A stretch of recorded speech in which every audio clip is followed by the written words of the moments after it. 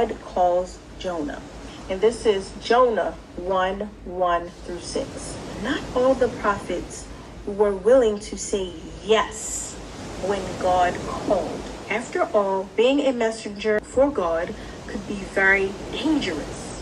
One such prophet was Jonah.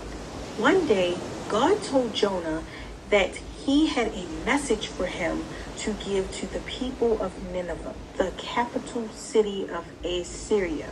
The Assyrians were the enemies of God's people. They were cruel and wicked. Tell the king and the people of Nineveh that the city will be destroyed in 40 days' time, said God.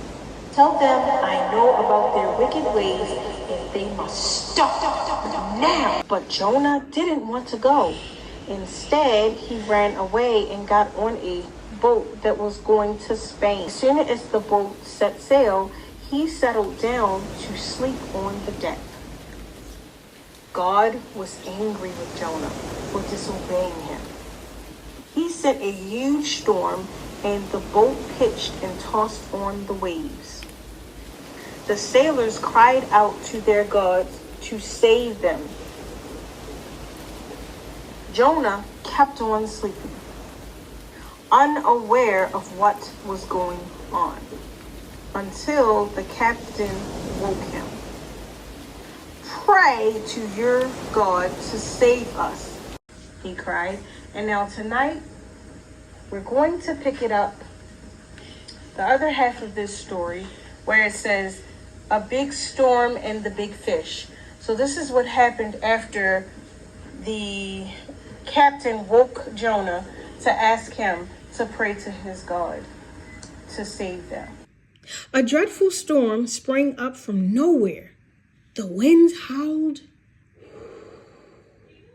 and the waves towered above the ship. The terrified sailors threw their cargo over the side to lighten the ship, and they prayed to their gods. The captain found Jonah asleep in his cabin.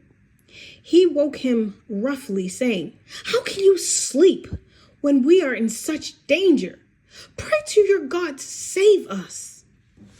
The sailors drew straws to see which of them had angered the gods. When Jonah picked the short straw, they asked him, what had he done?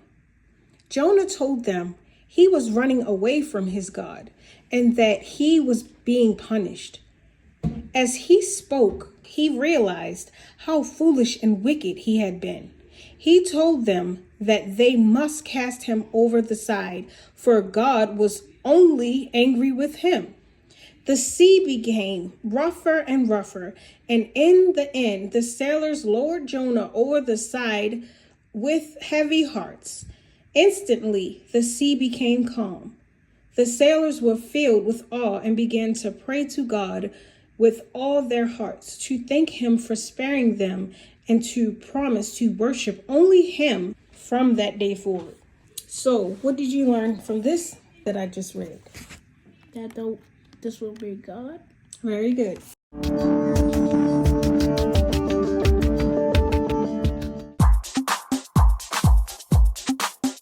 Next time, boys and girls and friends, we're going to read the other half of this story.